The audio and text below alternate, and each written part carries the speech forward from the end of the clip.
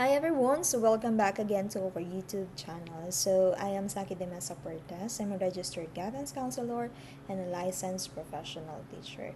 So today po, ang ating pong presentation is for those who are aspiring to become a registered guidance counselor here in the Philippines. So basically, this is just a 10-item question and a one bonus question focusing on counseling techniques. Okay, so if you are planning to have an exam this coming August, so best of luck, and I hope this video help you in reviewing. Okay, let's start. Okay, number one, Sigmund Freud is the father of psychoanalysis, which is both a form of treatment and a very comprehensive personality theory. According to Freud's theory, inborn drives, mainly sexual, help form the personality. Blanc and Blanc, who originally worked with Freud, created individual psychology and analytic psychology. Letter A, Carl Jung and Alfred Adler. Letter B, Alfred Adler and Carl Jung. Letter C, Joseph Breuer and A. Brill. Letter D, Alfred Adler and Rollo May.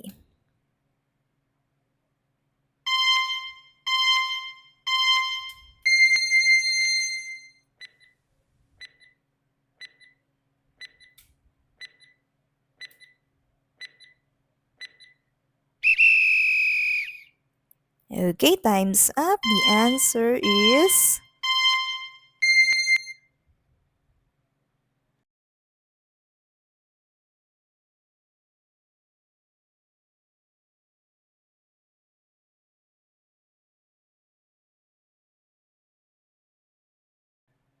letter B. Okay, Alfred Adler was the father of individual psychology, and Carl Gustav Jung founded analytic psychology. But the word of caution in order here, okay? So, kailangan is very analytic po tayo. Ina-analyze natin yung question, okay? So, kung mapapansin nyo po sa first question is meron tayong dalawang choices na parehas. Okay, yung A and B.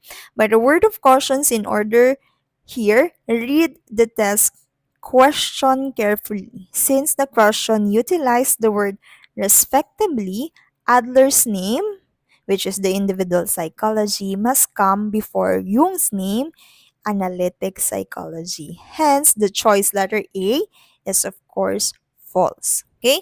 So the question itself also emphasized the key point that psychoanalysis is both a form of therapy as well as the theory of personality.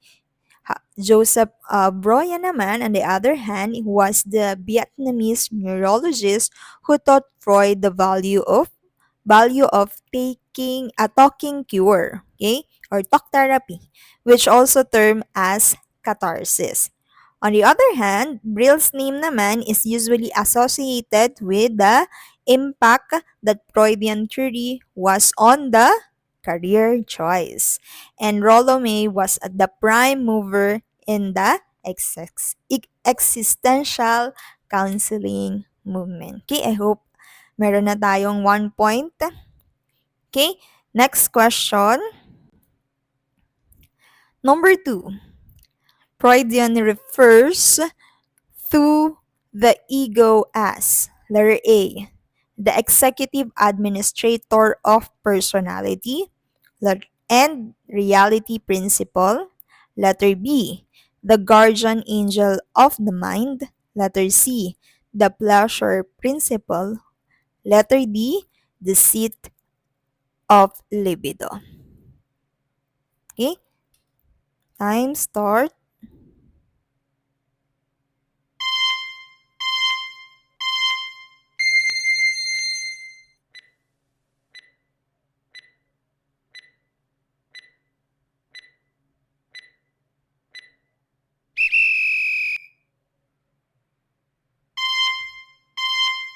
Okay, time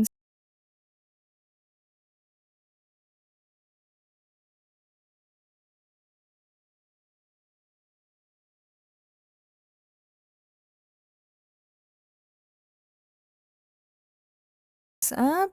The correct answer is letter A. So some scholars refer the ego as the executive administrator since it governs or act as the police officer to control the impulse from the id or the instinct. And the superego is the conscience. Okay? So the ego is a mediator. So the ego also called the reality principle and houses the individual's identity. Choices letter D and C describe the id.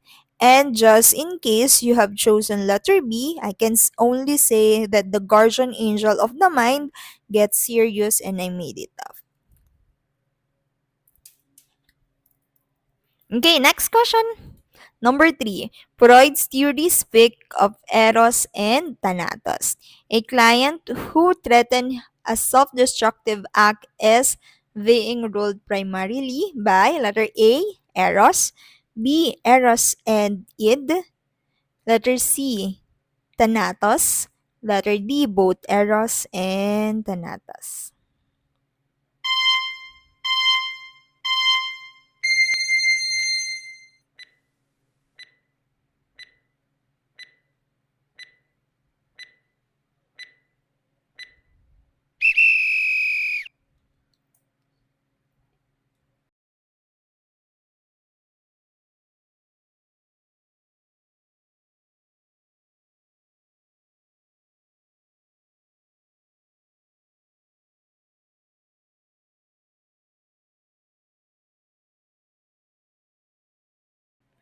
Okay, next. The correct answer is letter C. Eros is the Greek god of love and life. So to the Freudian, so this means self-preservation. Well, the other hand, thanatos naman is the Greek word for death. So the latter Freudian writings use the word to describe that wish or what is sometimes called the death instinct. Today, we call specialists who study death as thanatologists. Okay? Number 4, a therapist will say to a patient, say whatever comes to mind. Is practicing letter A, directive counseling, letter B, TA or the transactional analysis, letter C, paraphrasing, or letter D, pre-association.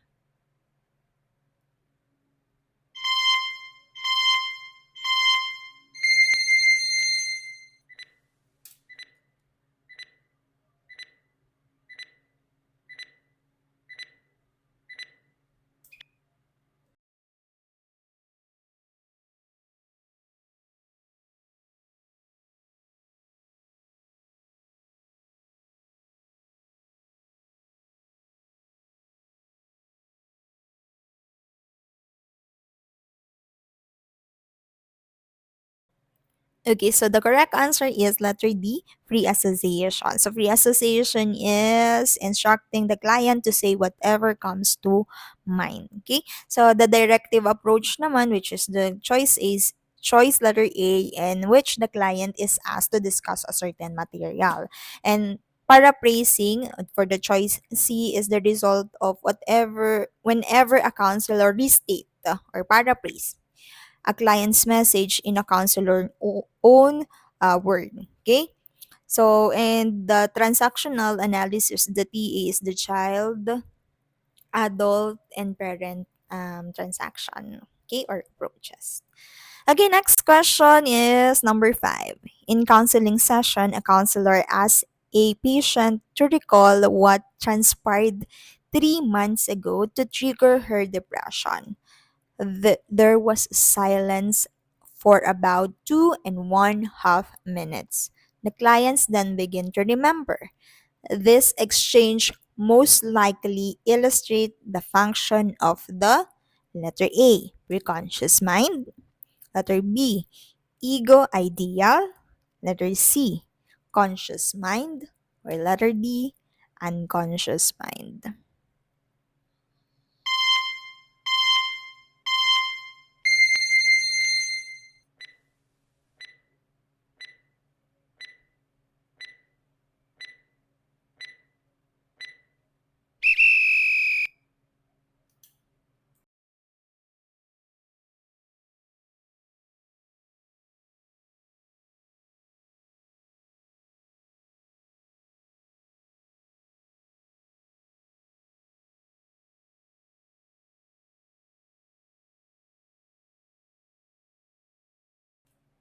The correct answer is letter A. So the rationale here is simple enough. The conscious mind is aware of the immediate environment. Okay? Preconscious mind naman, on the other hand, is capable of bringing ideas, image, thoughts into awareness, which minimal difficulty. Example given in this question is the memory of what transpired several months ago to trigger the client's depression. Thus, the preconscious mind or the preconscious can access information from the conscious as well as the unconscious mind. So the unconscious, on the other hand, is composed of material which is normally unknown or hidden from the client. So thus, it if the hypothetical client in the question had asked, isn't that strange? I can't remember what happened to trigger the depression. The correct answer would be choice letter D, or the unconscious mind, assuming, of course, the memory loss was not due to biological factor and strictly for the sake of repetition. The ego ideal of the superego is the perfect self or ideal self that the person judge himself or herself. Okay. Next question, number 6. Jung used drawing balance around a center point to analyze himself, his client, and dreams. He called them letter A, mandalas, letter B, projective drawings, letter C, unconscious automatic writing, or letter D, eidetic imagery.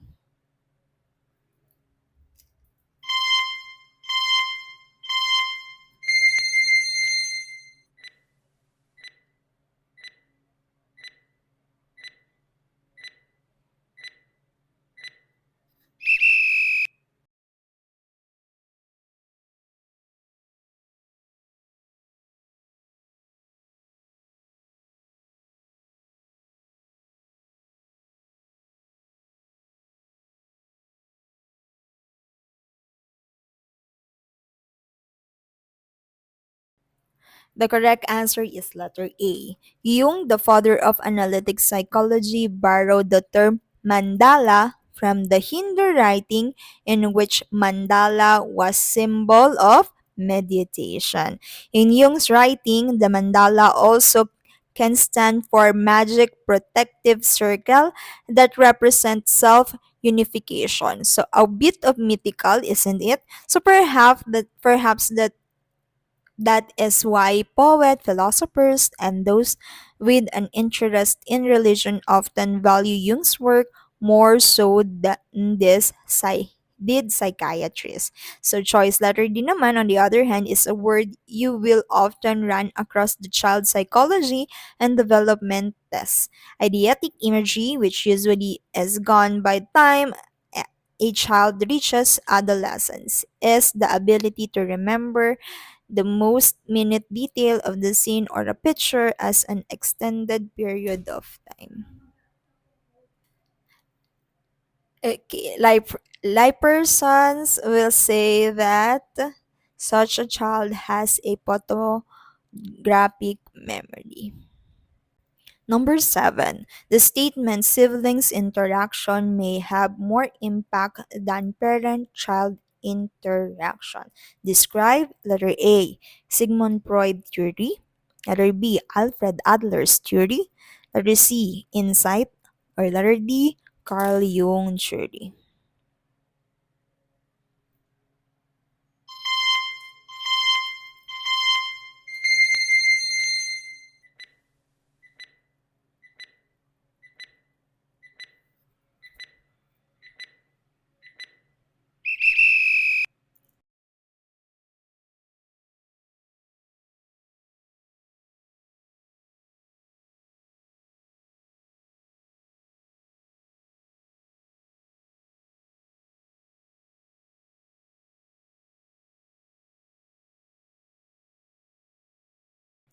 Okay, the correct answer is letter B. Adler, who broke with Freud in 1911 went on a fund of number of children guidance clinic in which he was able to observe children's behavior directly. So one criticism of Freud that has been that these child development theories were not based on extensive research or observation of children's behavior.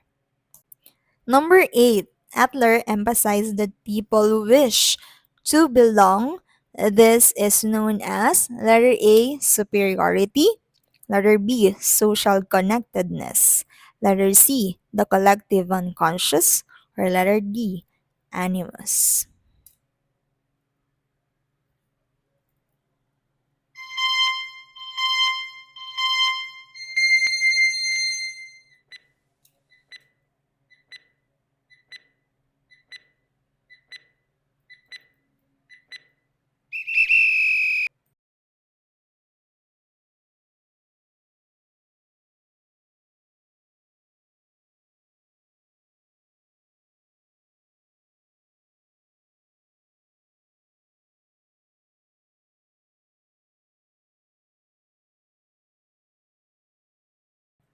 The correct answer is letter B. The Adlerian jury, choice B suggests that we need one another. Okay, the collective unconscious in choice C in terms coined by Carl Jung, which implies that all humans have collect, collected, universal inherited unconscious neutral pattern. Number 9. An eclectic counselor, letter A is analytic, letter B is behavioristic, letter C attempt to choose the best theoretical approach based on the client's attributes, resources, and situation. Letter D insist in including all family member in treatment.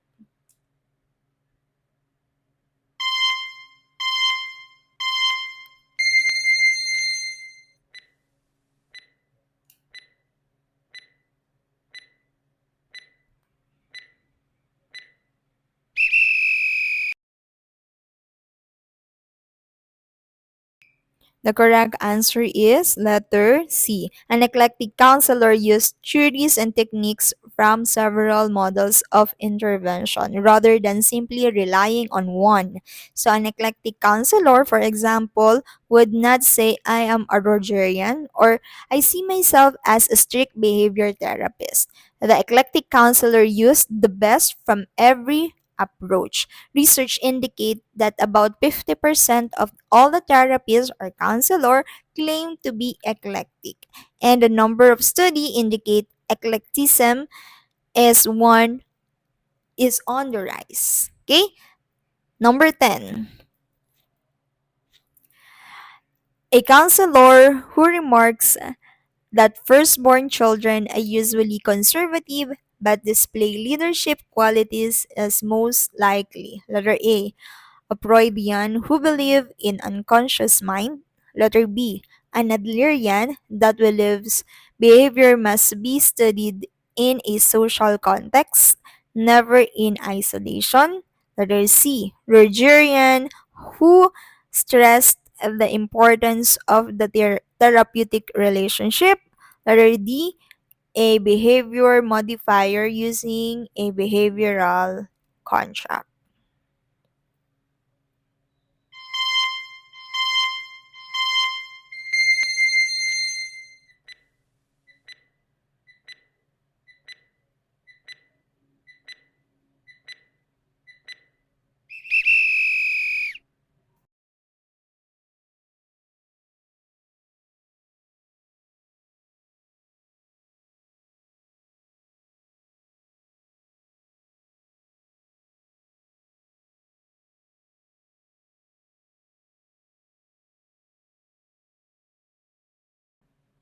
The correct answer is letter B. So you can well imagine why the current family therapy movement has a root in Adlerian theory. Adlerian stressed that the client long for a feeling of belonging and strive for perfection. Adlerian, like REBT, practitioner are didactic and use homework assignment. Adlerian counselor often ask the client, what would life be like if you were functioning in ideal manners? Then the counselor asks the client to act as if he or she did not have the problem. Now, that's what I call the dramatic therapeutic strategy. Okay? During our time in last year 2022 board exam for the RGC, share lang no. So most of the question in counseling theories are Adlerian.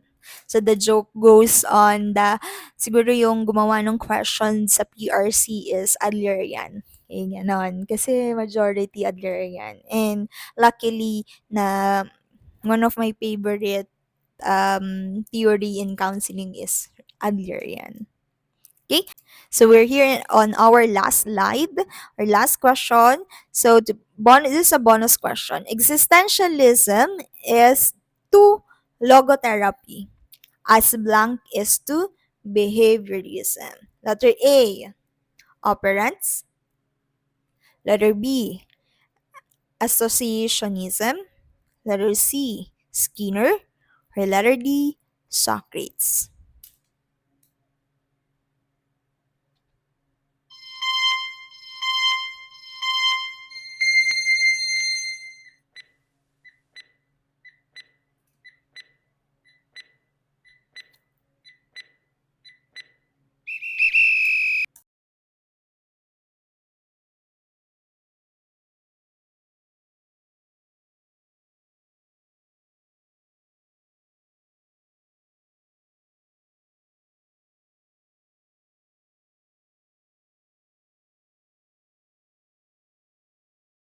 The correct answer is letter B, associationism. So don't panic, this is a simply analogy type question. So let's think this one out together so you can discover how choice B check into the correct answer. So the first word in the question give us significant clue. So that is to say existentialism. Existentialism is a type of philosophy. So now existentialism, the philosophy, is compared to logotherapy, which is the brand of psychotherapy. The question then mentioned behaviorism, which is a type of psychology and more loosely defined as a brand of treatment. So the question tells you that logotherapy grew out of the philosophy of existentialism and then asks you to fill in the blank in which the philosophy which lead to the formation of